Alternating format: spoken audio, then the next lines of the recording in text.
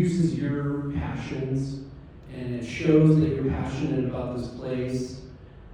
But there was kind of like, and I don't really know how to describe it intelligently except to say that as a reader, it just felt like your words and your sentences and some scenes were like filigree in kind of a nice, like gold or something like that. They kind of shimmered. So I wondered, could you talk to us about moments where you just, something happened that you didn't expect, where there was some magic that happened that you hadn't premeditated?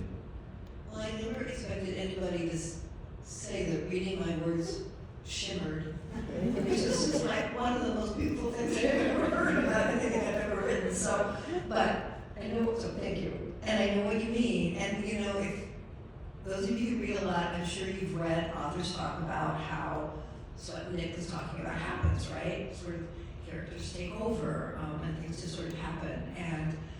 And it didn't happen to me for a long time. I was sweating blood, you know, and I called the mystery group again. It's like, I don't know what to happen next, and help brainstorm me about what's going to happen here, what's going to happen there. And then they say, no, that couldn't happen. And so I go back to work on things, but what happened that I didn't expect is that Maggie, the protagonist, one of my dear friends, Donna Huntington, right there in the mystery writer group, one of our get together, she said, who is Maddie? And I said, oh, well, Maddie's 42 or 45. She's this, and she's that. And she sort of looked at me and I said, you don't really know who Maddie is enough, do you? And she said, like, no. And then I realized I didn't really either, but I just kept working on it, you know, other things,